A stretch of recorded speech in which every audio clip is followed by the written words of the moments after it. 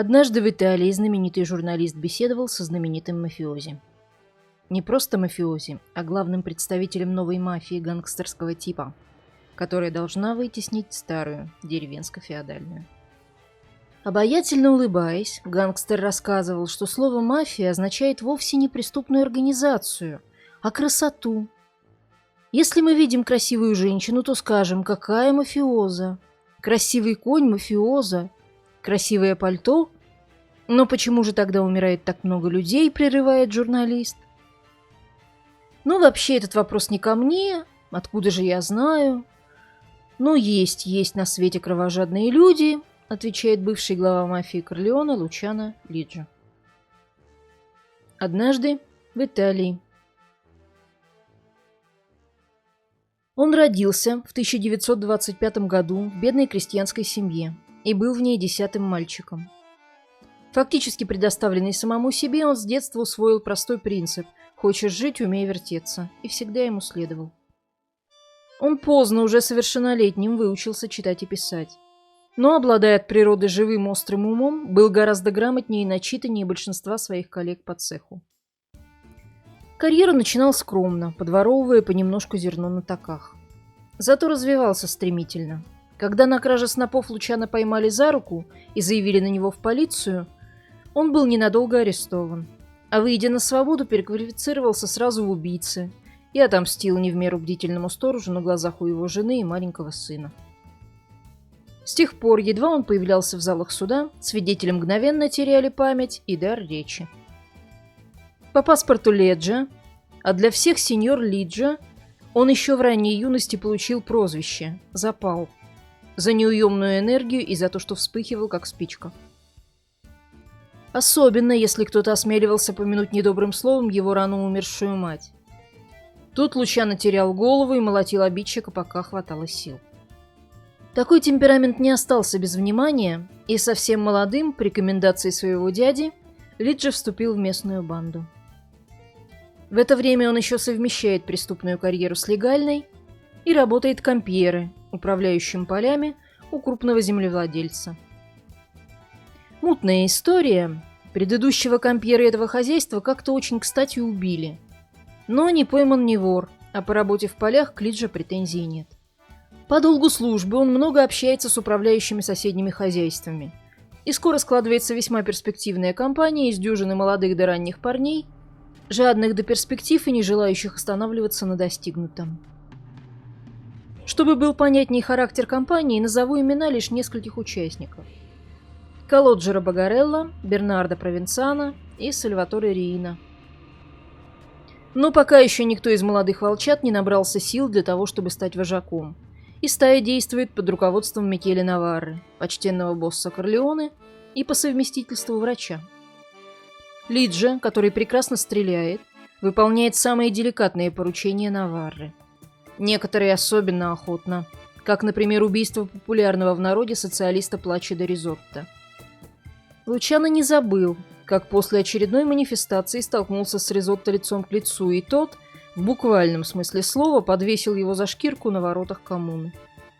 Когда босс Наварра наконец вынес Ризотто приговор, Лучанедду просить 2 раза не пришлось. Ризотто похитили, вывезли за город, а потом Лиджо лично избил его до полусмерти и добил 3 выстрелами. За это преступление Лиджо судили, но за недостатком доказательств никакого наказания он не понес. Впрочем, поскольку это была далеко не единственная к нему претензия, Лиджо продолжил скрываться и живет на нелегальном положении. Наварре нравятся решительные исполнительные солдаты. Он воспринимает Лиджо как сына и воспитывает как будущего генерала. Лучанедду такая протекция кстати, но только до поры до времени. Вообще-то ему не нравятся старомодные стили и принципы местного босса. В качестве образца для подражания он выбрал гангстеров из Америки, гораздо проще относящихся к стрельбе и куда более продвинутых и в вопросах экономики, и во взглядах на традиции. Конфликт нарастает постепенно, так же, как постепенно растет влияние Лиджо в Корлеоне. Лучанедду – глава экстремистского крыла Коза Ностры. Он выступает против любых контактов с представителями государства, за терроризм и, главное, за бизнес совсем в других масштабах, за наркотрафик, контрабанду И, конечно же, за участие в строительных спекуляциях, на которых можно делать огромные деньги, и против которых жестко настроена старая гвардия во главе с Наваррой.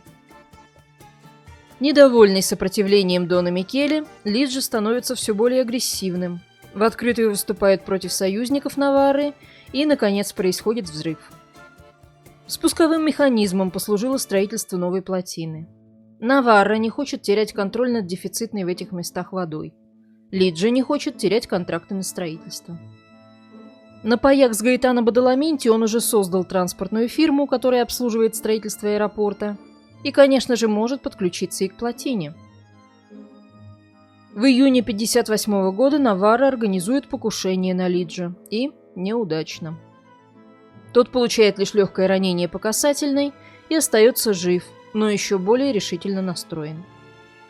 Дон Микеле резко сдает назад и пытается уладить дело с помощью мирных переговоров, но безуспешно. Лиджи, уже набравший силу и жаждущий денег, идет ва-банк. И 2 августа его люди расстреливают Наварру в машине вместе со случайным пассажиром. Стреляют по новой моде, не из обрезов, а из автоматов. Из тела Микеле Наварры было извлечено 94 пули. Так заканчивается в Корлеоне оказавшаяся здесь совсем короткая эпоха людей чести с понятиями. На смену ей после кровавого отстрела союзников Наварры приходит время, когда мафия не считается не только с законами государства, но даже с теми правилами, которые сама же и установила. И первым боссом этой волшебной эпохи становится, разумеется, Лучано Лиджи. Вот как его описывают в полицейских рапортах того времени. Проницателен, кровожаден и жесток. Благодаря бесспорному подчинению своих приспешников сеет страх и ужас в Корлеоне. Ответственен за бесчисленные преступления и является единственной причиной стремительного падения общественной безопасности в Корлеоне, Палермо и прилегающих областях. Его разбойничьи выходки снискали ему уважение и власть среди преступников Сицилии.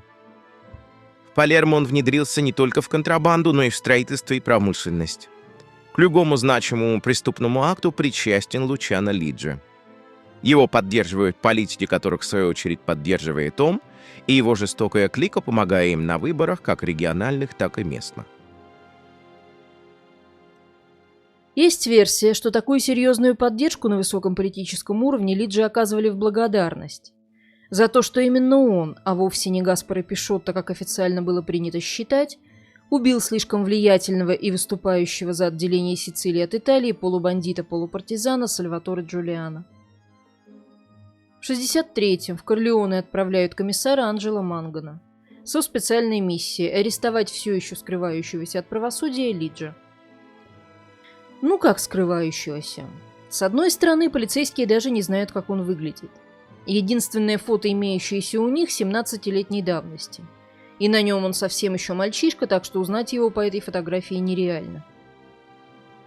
С другой, знатные землевладельцы не чураются его компании, он без проблем управляет своими автомастерской и гаражом, даже заводит интрижку со школьной учительницей, и полиция при этом его в упор не замечает. Но новая метла чисто метет, и 19 мая 1964 года надежный информатор, имя которого не разглашается, сообщает точный адрес. Подпольщик скрывается в доме Леолукины Сарризи, бывшая невеста убитого им Плачедо Ризотто, той самой, что над гробом жениха поклялась съесть сердце его убийцы. Сам Лиджи утверждает, что скрывался в доме Сарризи по старой еще с детства дружбе. Почему Лучинеддо решил спрятаться именно там, понять легко. Просто выбрал место, где никто не стал бы искать. А вот почему его там согласились принять – вопрос. В ответ на него женщина заявила, что никогда не была невестой Плачедо Ризотто, а Лиджи приютила в своем доме из страха. Пожалуй, из страха логичнее было бы как раз сдать его властям, но не будем забывать, что на Сицилии, особенно в Корлеоне, в те времена была совсем другая логика, а у красавицы Леолукины были братья, которых за ее отказ запросто могли убить. И все же, кто сдал корлеонского гангстера? Эта загадка разрешится только через 20 лет на его похоронах, когда родственник Леолукины расскажет, что полицейским о месте, где скрывается Лиджи, сообщил ее же племянник. Племянник, утверждавший, что он друг Плачедо Ризотто и кланявшийся при этом Лиджи. Звонок принял полковник полиции Игнацио Мелилла. Таково было жесткое условие информатора, ни с кем другим говорить он не соглашался. Полицейские застали Лиджа в постели, он был тяжело болен, лихорадка Потта, болезнь, поражающая суставы. Из-за нее он вынужден был ходить, опираясь на трость, а в момент, когда в дом вломилась полиция, вообще лежал под капельницей и в гипсовом корсете. Пистолет, впрочем, несмотря на тяжелое состояние, больной держал под рукой, а стрелок Лучанедду был отменный. Он даже без особого труда попадал в подброшенную в воздух монету. Так что у полиции был приказ стрелять в случае сопротивления. Но это не потребовалось. Лиджи узнал Мелилла, поздоровался и сказал, что ему и только ему, а не этому клоуну Мангану, он отдаст свой пистолет. Как это нередко случается, Мелилла, главный герой этого ареста, как человек дела, остался за кадром, а комиссар Мангана, напротив, охотно позировал вместе с арестованным. Отдадим должное комиссару, потом он действительно много занимался охотой на Лиджа, и тот хоть и утверждал, что его арест заслуга Мелилла, теплых чувств к Мангану не питал. Вплоть до того, что в 73-м заказал на него покушение, в котором, несмотря на выстрелы в упор, Мангана выжил. Как бы то ни было, арест 1964 года выбил Лучанедду из седла ненадолго.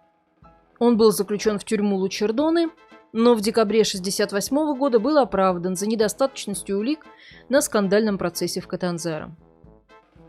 Потом в 1969-м также оправдан на не менее скандальном процессе в Бари, где рассматривалось обвинение Лиджа в 9 убийствах и 8 покушениях на убийство. Прокурор процесса Доменика Закария признался потом, что он, председатель суда Витас Теа и члены суда присяжных получили анонимное письмо с угрозами убийства. Но, утверждал прокурор, на оправдательный приговор это никак не повлияло.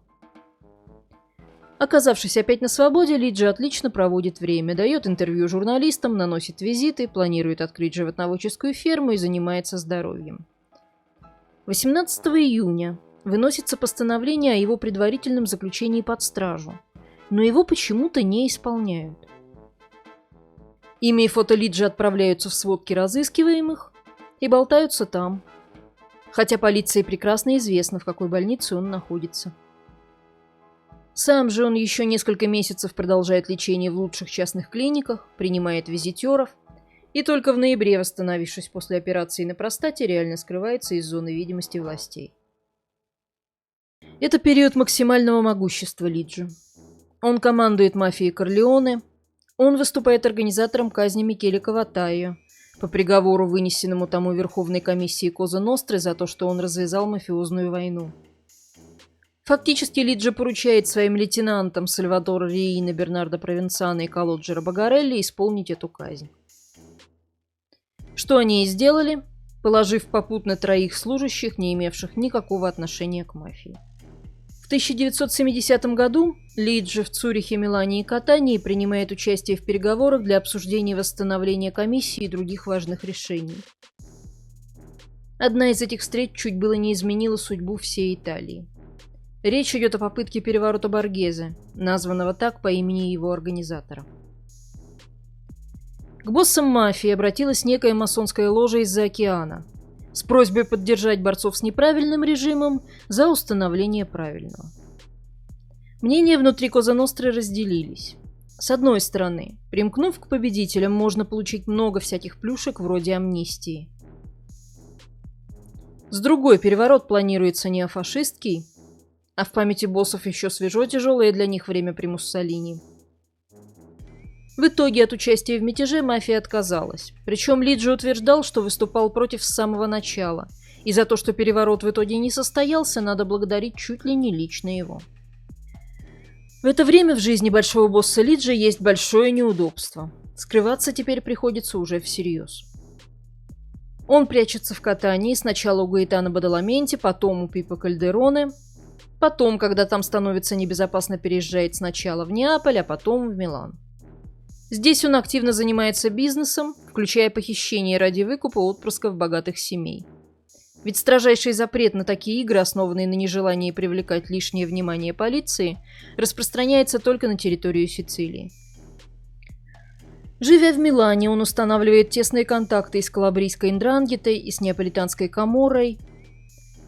Не отпала и необходимость встречаться с другими боссами, ведь Лиджи является членом всемогущего триумвирата, временного органа, управляющего Коза Нострой, пока не работает комиссия, и куда кроме Лиджи входят также Стефано Бонтате и Гаэтано Бадаламенти. Из-за неудобств, связанных со статусом беглеца, возникает необходимость выбрать своего заместителя, который представлял бы Лиджи на заседаниях триумвирата и при другой необходимости. Выбор идет между Провенцано и Рииной. Первый всем хорош, и решителен, и стреляет прекрасно. Вот только умом Бог его обидел. Что мозг размером с куриный – это тоже достоинство, а не недостаток, Лиджи поймет потом, когда хитрый Риина, на которого в итоге пал выбор, сначала подсидит доверчивого босса, а потом и подставит. Риина слишком любит власть, и ему всегда ее мало. Положение правой руки и даже вращающей головой шеи его давно не устраивает, но ему хватает изворотливости до поры до времени скрывать свои амбиции, и Лиджи полностью ему доверяет. Или просто не хочет замечать, что происходит, слишком увлеченный жизнью приличного миланского сеньора.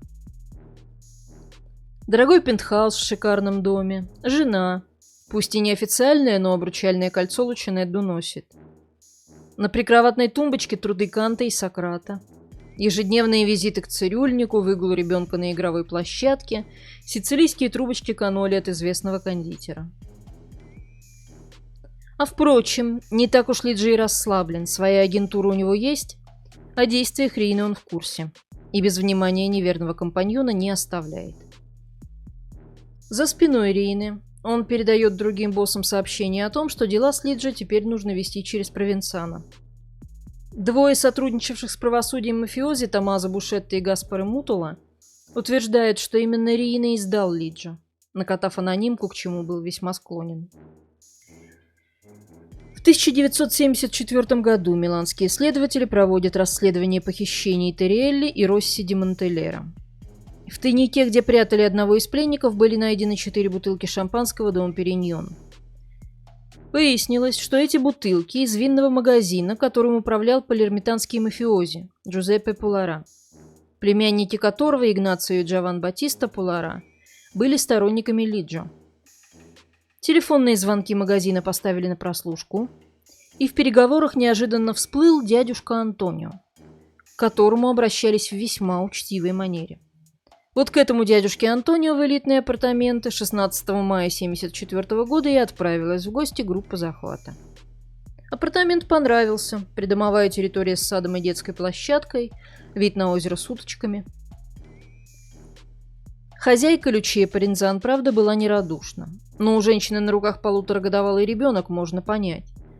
Зато отец мальчика повел себя как истинный сеньор. Если разбудившим его незваным гостям и не обрадовался, то виду не подал. Любезно представился и, сюрприз-сюрприз, под личиной Антонио Фаруджи обнаружился никто иной, как сам Лучано Лиджи, поселившийся в пентхаусе со своей сожительницей и ребенком от нее. При аресте Лиджи не сопротивлялся и попросил только несколько минут поговорить с подругой, которая, по его словам, ничего не знала о его профессии. Второй просьбой корлеонского гангстера было вывести его так, чтобы журналисты смогли увековечить момент на камеры. Не знаю, как насчет разговора с Лючией, а фотографий этого ареста было сделано действительно много. Какое-то время Лиджи продолжал пытаться командовать из тюрьмы, и якобы даже заказал Риине и Провенцано убийство подполковника полиции Джузеппе Руссо и судьи Террановы, а также организовал с их помощью свой побег. Но, скорее всего, особых успехов в этом управлении он не достиг, и об этом говорит многое. Запал радует Церано, Риина, и это подтверждено словами бывших заключенных Гаспаро Мутола и Гаэтано Града, сорвал операцию, сделав так, чтобы информация о ней дошла до полиции. Так что Лиджи переводят в другую тюрьму, и никакого побега не состоится. Но вот чего нельзя сказать о Лиджи, это чтобы он когда-нибудь унывал. За решеткой жизнь у него не безоблачная, есть конфликты с заключенными, и просить за Лиджи в тюрьму в Фоссамброне даже направляются послы. Тем не менее, Лучинеддо держит марку. Во время процесса он в своем стиле дает интервью, много улыбается, демонстративно на публику курит дорогие сигары. Пренебрежительно разговаривает с журналистами, но при этом охотно им позирует, особенно в очках от солнца. А лучшие фото, как кинозвезда, требует приносить ему в камеру. За убийство своего босса Микеле Наварры Лучано Лиджи получил пожизненное. А предавший самого Лиджи Сальваторе Риина стал боссом семьи Корлеоне.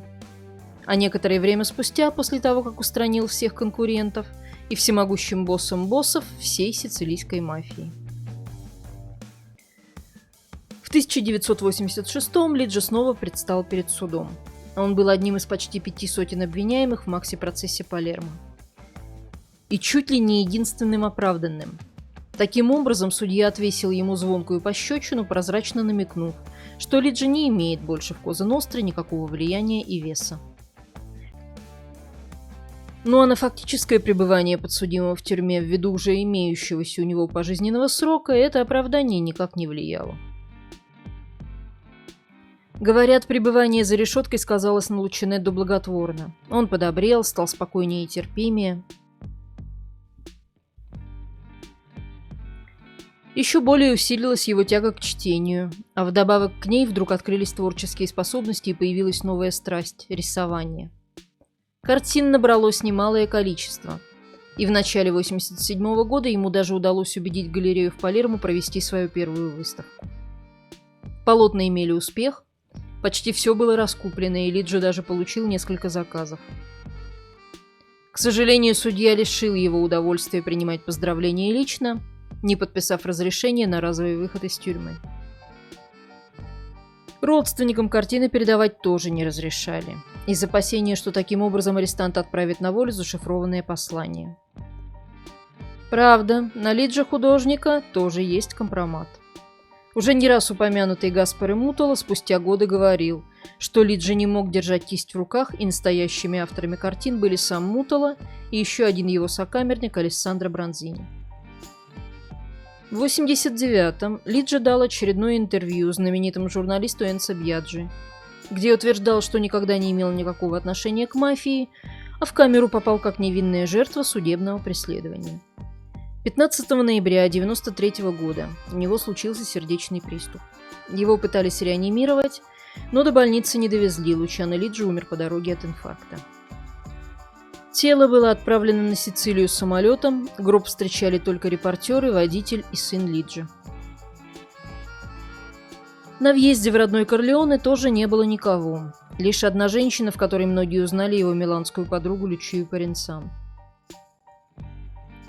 Полиция не разрешила проводить открытую церемонию, и кроме сына и сестры только один старичок сопровождал гроб к могиле. Это был племянник Лукины Сарризи, предавший своего жениха. Племянник, который рассказал о том, что Лиджи предал другой племянник женщины, предав таким образом своего брата. Точно так же, как Лиджи предал своего учителя Наварру, и как потом Риина предал своего учителя Лиджи. Не слишком ли много предателей для маленького городка на Сицилии? Однажды в Италии.